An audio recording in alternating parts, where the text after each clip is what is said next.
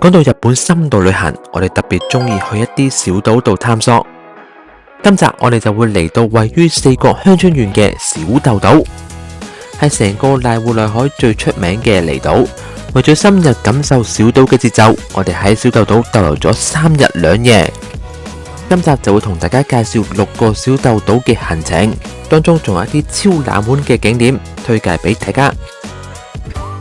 小豆島位於香川縣嘅高松隔籬，最近出發地點係高松。香港去高松非常方便啊，基本上每日都會有飛機直航高松，坐巴士去市中心嘅高松站。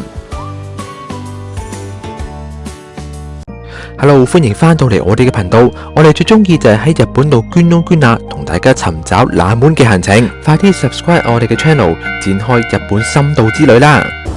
我哋而家嚟到呢一個高松車站，咁頭先嘅巴士呢，其實係可以直接去到呢一個碼頭㗎，但係因為我哋未食飯啦，所以就嚟咗高松車站食咗飯先，然後先至再坐船嘅。咁由車站行過去碼頭，大概10分鐘路程就去到㗎啦。圓頂之後再前面呢，其實已經係呢一個嘅渡輪碼頭啊。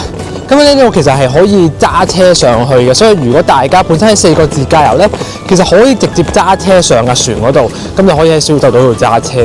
因為小豆島其實都冇辦法行路可以去到啲景點㗎啦。咁除咗小豆島之外呢，呢度附近仲有好多唔同嘅島嘅，咁就包括呢一個嘅豐島啦、直島啦、蘭木島啦、女木島嘅，咁就都係喺呢個位置上船嘅。咁今次就冇機會過去啦，希望下一次我哋有機會先去埋其他嘅島啦。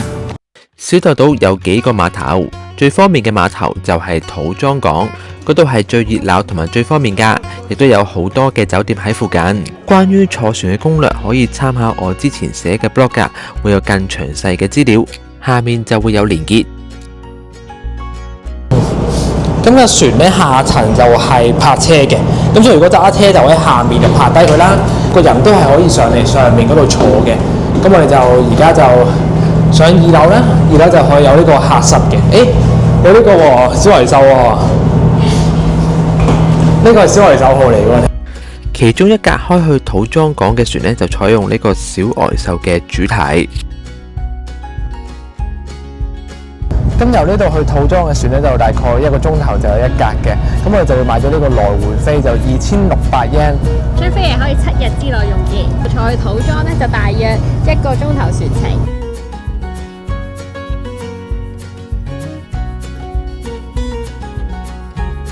咁呢度呢係有個小維修嘅公仔啦，咁另外小維修公仔隔離呢，其實係有一個嘅 canteen，咁大家可以喺度買嘢食啦，即係土產都會買到嘅。咁除咗土產之外，亦都可以喺度食埋拉麵嘅。我哋坐咗1個鐘頭船咧，就嚟到呢一個嘅土莊港啦。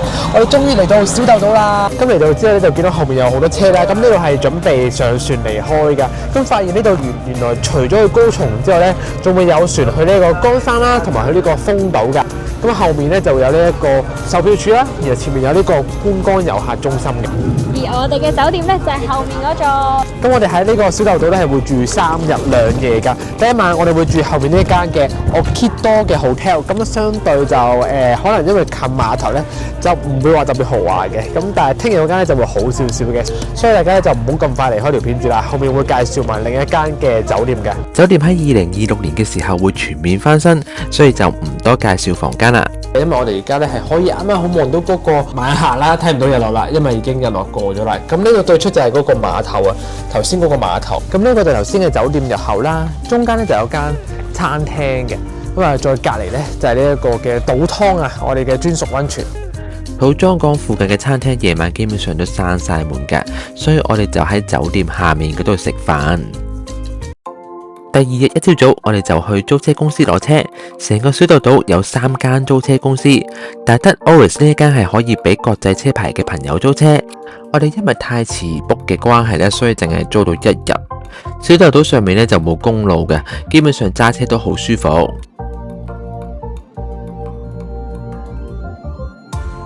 我哋今日咧係會有全日嘅時間喺小豆島度玩嘅，實質上咧時間其實就唔係好多，所以我哋嘅行程咧係會有少少長嘅。咁我哋就而家揸20分鐘車程就嚟到第一個景點，呢一個係橄欖公園。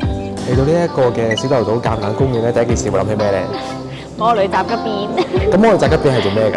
飛起。係啊，拎住個掃把喺個風車前面度跳起，所以第一件事我哋要借咗呢一個嘅掃把先。咁我哋就喺呢一座嘅類似美術館啦、歐洲美術館嘅 building 裏邊咧，咁就有借呢一個嘅掃把嘅，免費嘅，就咁攞就得㗎啦。你有冇帶腳架啊？好似冇喎。咁你嚟做咩啊？掃地咯。哦，我哋嚟掃地。其實我哋係冇睇魔女宅急便，所以我哋可能攞呢把掃把嚟掃地。我哋只係為咗打卡。係。我哋嚟到一個小小嘅花園。你唔好影落我把掃把，其實可能我喺度打掃緊。你扮花園清潔嘅。點解你唔可以俾我扮呢個魔女宅急便跳起嘅？你可以扮園丁㗎嘛？我唔想扮園丁，我係你扮你掃地啊！我想問點解嗰個燈柱斜咗嘅？佢冇呢個燈柱斜嘅喎。係咪魔法造成嘅？係啊，我而家變咗啲魔法俾佢啊，變唔翻直啊！我變唔翻直㗎啦，我啲魔法太勁啦，因為我哋行咗大概5分鐘咧，就會見到後面有一座嘅神社啊！呢一座係方神社，咁然後再向前行咧，就會見到座風車。咁今日咧到人流咧唔算話好多，啱啱有10個人喺度啦。但好在今日嘅天色係非常之好啊！大家睇下前面成個海洋、成個天都係藍色嘅。如果兩個一齊影相，要影張好嘅相，一啲都唔容易啊！我哋試咗好多次，都影得唔係太好。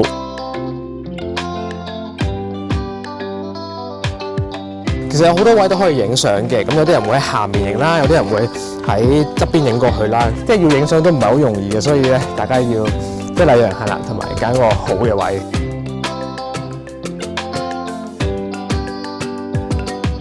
千祈唔好喺呢度跳落去啊！好危險，好危險！哇！你睇下呢個郵箱係唔同平時紅色㗎，佢係幸福郵箱。點解叫幸福郵箱嘅？唔知啊，佢哋話見到呢個郵箱影相入會幸福郵箱。哦，同大家去一個非常冷門嘅景點，呢個係洞雲山。咁啊，洞雲山咧就要揸段山路先上到嚟嘅。咁啊，上嚟嘅途中咧條路好窄，咁但係咧都好行嘅條路。上到嚟發現咧喺周圍咧都比較驚險，因為好多毛蟲啊！頭先揸車嘅時候已經好多毛蟲掉下掉下。呢度有幾咁冷門？係啊，而家我哋就算而家行過去咧，都係好多毛蟲掉下掉下，仲好多蜜蜂嘅，所以有啲即係要小心啲。咁呢度咧個停車場好細嘅啫，應該泊到2架車到。咁頭先有個人啱啱踩單車上嚟嘅。咁呢個洞雲山咧，其實係呢一個嘅小豆島88靈場嘅第一個番所嚟㗎。咁呢個所謂小豆島嘅88靈場咧，就唔係我哋之前成日提嘅4角嗰88個喎，而係小豆島上面都有88座呢啲佛廟咧，係俾人哋去修道嘅。咁當然我哋就唔係話好了解啦，但係都純粹係因為呢個洞雲山係一個秘境咧，所以就專登上嚟睇下嘅。咁啊，呢一個洞雲山亦都有另一個稱號嘅，就係叫天空者嘅修道場。所以咧，今日我哋見到咁多毛蟲咧，其實係修道嘅之一嚟。Long ago 喎，好似1200年前已經有。咁啊，上面有座廟嘅，咁個廟咧好特別嘅。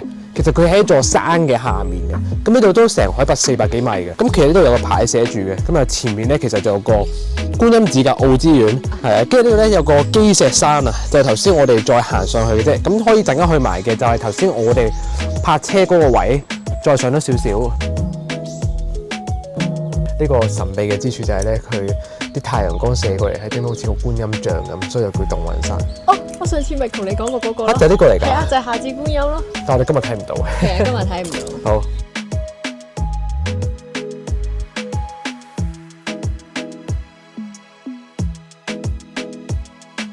咁啊，左右兩邊都會有樓梯可以行到上面嘅，所以我哋而家就會行上去上面啦。喺日本，無論山區定係小島，都會有好多特色嘅寺廟，慢慢探索會發掘到更多嘅驚喜。我哋行返去停車場隔籬就有另一條路上去第二番所基石山，呢條路滿布危機啊！成個天都有啲毛蟲啊！洞雲山同基石山其實係非常之冷門㗎。我哋嚟到基石山係一個遊客都冇，但呢度打理得好靚啊！唔同各式各樣嘅佛像啦，跟住上面仲有個修行者嘅石像喺上面嘅。其實咧，而家咧就好似做賊咁樣。本身呢度有條樓梯嘅，上面就係嗰個本堂啦。咁又我見到好多毛蟲，所以咧本身放棄嘅。不過後面有個職員咧，就係咁推介我哋話上去上面個風景好靚，咁就係啦，勉為其難，或者唔係勉為其難，記得上去嘅。其實想係啦，咁我就當住把遮就當冇毛蟲啦。我哋其實睇唔到嘅，係睇唔到，淨係想我哋而家參拜修行啊！好彩我哋有上嚟，努力係有回報㗎。上面竟然有座天空鳥居，仲可以望到下面小鎮嘅全景。上個月我哋就同大家去呢個天草呢個天空鳥居就失敗咗，係因為好蒙嘅天。咁今日我哋嚟到呢一個小豆島，終於可以成功啦！我哋嚟到小豆島一個比較出名嘅景點，呢個係24支筒嘅影畫村。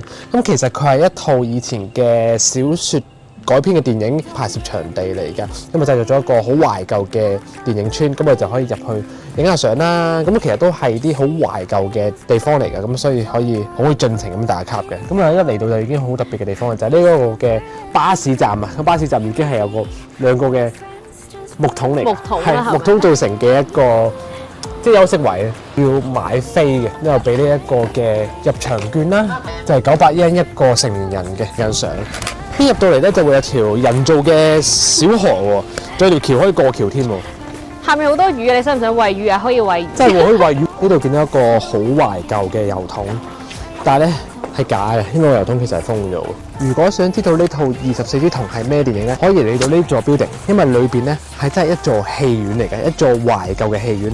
裏邊咧其實係會每日有3場係播放呢個24支筒嘅電影㗎。最搞笑咧，裏邊係中文字幕嘅，所以如果大家想知道係咩嚟咧，可以入去睇下。提到瀨戶內海，有樣嘢一定要識，就係呢個瀨戶內海嘅藝術節。咁佢哋咧就每3年會搞一次㗎。而今年2025年就係呢個瀨戶內海節啦。咁啊，小豆島係其中一個位置。咁我哋見到呢度咧係會有一個小豆島嘅其中一個嘅展品啊，就係呢一個嘅章魚。我發現呢度咧係有另一個嘅藝術節嘅展覽，就係裏邊呢一個嘅魚絲之夢。成個影畫村最出名嘅打卡位就係呢一座學校。呢間學校只有2個課室同埋1個教員室，其中一個課室就改建成為展覽。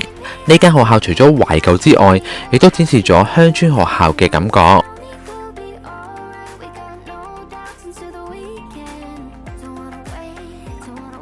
我食緊呢個係橄欖鹽味嘅薯餅，完全另一回事嚟嘅。鹹嘅薯餅。我冇食，呢個係雞扒，鹽味橄欖雞扒。橄欖雞扒，即係唔關橄欖事，但係我覺得佢啲調味做得好好。好食啊！我哋成日話羅神嗰啲雞扒好食，我相信我呢個仲好食。最好食啊！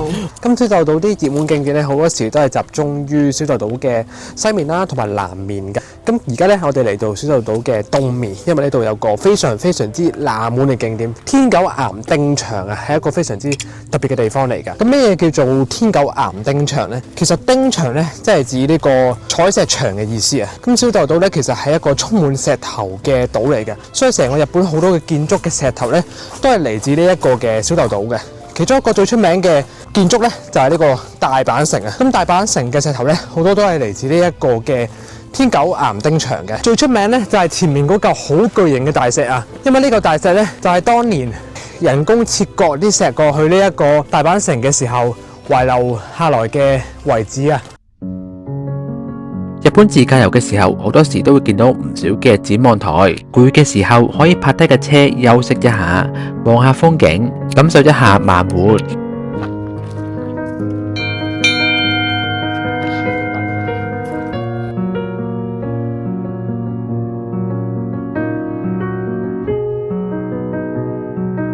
你嚟到呢一個四國最佳欣賞紅葉嘅地方項下溪，大家睇下幾多紅葉，不過係綠色嘅。全部都係綠色。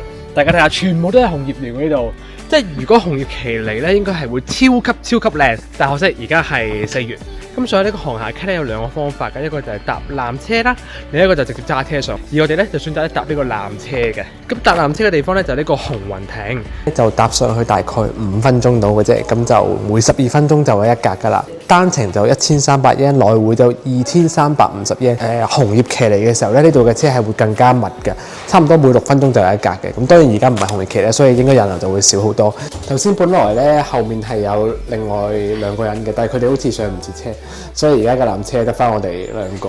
好似第一次坐啲咁大架纜車，但係得我哋2個咯。啊，全部都係紅葉嚟嘅隔離。邊度啊？都唔係綠色嘅，綠色嘅喎。佢係紅葉，不過佢未轉色，你可以叫佢做綠葉。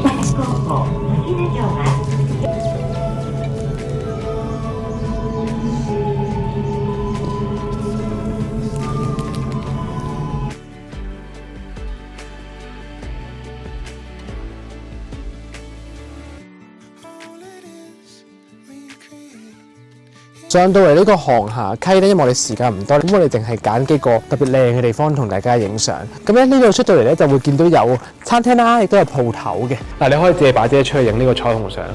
雖然睇唔到紅葉，但係今次上嚟嘅目的其實唔係睇紅葉，而係為咗其中一個瀨戶內海藝術節嘅展品。真係好靚啊！你睇下，大家睇下。我哋到咗咯，咁似嗰啲 camping 嗰啲嘅。但係好靚啊！呢個位其實呢個唔係一個普通嘅藝術品，而係一個展望台。呢度可以望到瀨戶內海嘅景色。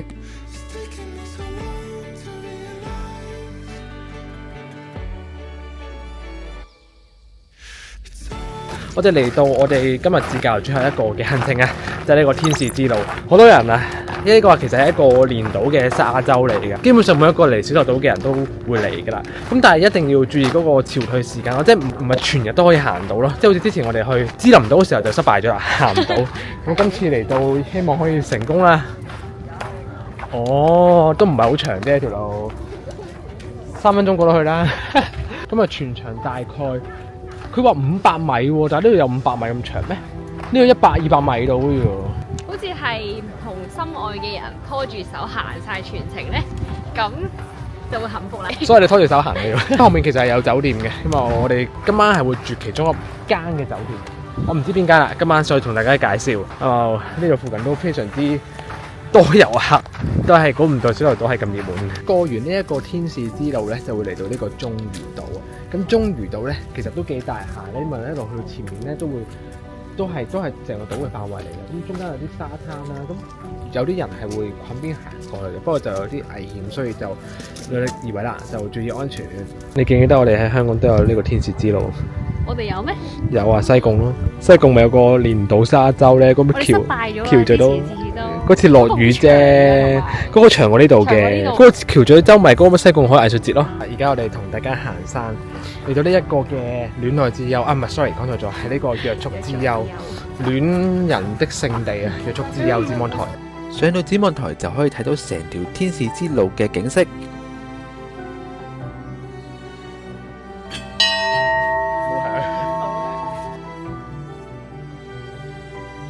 咁呢一度咧泊車咧係採用呢一啲板嘅，即係之前我哋喺鹿兒島啊、九州咧好多時都係免費泊車，所以都未用過。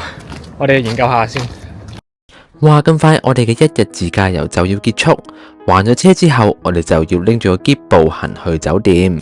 我哋兩個自駕遊嘅人喺度行路啊，好耐未試過咯，我想講即係拖住個篋，然後喺條街度咁樣行咧，真係好耐未試過。同大家介紹我哋今晚住一晚嘅天空酒店海路啊！咁咧入嚟咧就好日式啊，同琴日我哋嗰間完全唔同。因為呢度其實係一日式嘅溫泉酒店啦，咁我哋就一婆嚟食嘅。入嚟咧係俾塊板遮住咗喎，睇唔到間房喎。但係咧兜過嚟就可以睇到噶啦。我哋間房係一個都幾大下。即係雖然冇我哋之前紅本嗰間咁大，但係我中意呢間咯，因為好似冇咁複雜。跟住兩張好舒服嘅床，係個重點係呢度。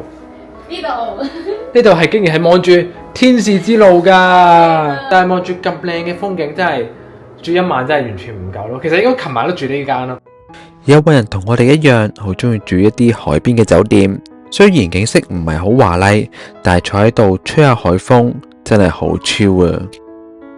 跟住你又發現另一樣嘢喎，原來呢兩張凳咧係搖搖凳嚟嘅喎。係啊，所以我而家好舒服咁對住個海。哇，真係正到你啊！勁正，呢個我可以望住天使之。咁廁所就獨立一個房嘅，咁之後就係呢個洗手間啦。洗手間之後咧，隔離就係呢個浴室嘅。咁浴室就係一個浴缸啦，都幾舒服下喎呢浴缸。咁呢一個就係酒店嘅 reception 啦。浸完溫泉之後。哦，係喎，免費嘅，有免費嘅雪條食喎，係咪免費㗎？係啊，免費嗰個，但係啲人都係知嘅。咁呢個位置咧，其實都好舒服嘅，因為可以坐喺度，你望住個天使之路嘅。咁我哋而家就去食飯先嘅。咁呢度咧會有間少少嘅商店啦。有浴衣賣喎。咁我哋陣間係可以攞浴衣嘅，嗰度免費就可以借啦，即係唔係攞啦，係借浴衣。即唔係啲咩豪華嘢食啦，因為全部都係啲簡單嘅料理啦。但係咁樣其實先最舒服。係啊。今今次係我哋第一次去啲日本嘅小島度自駕遊。其實成個日本咧都有好多大大小小嘅島嶼咧，都值得大家去探索噶。希望我哋嘅頻道未來可以同大家去更加多嘅小島。支持我哋，記得俾個 like、subscribe 我哋嘅頻道，繼續同大家日本離島遊。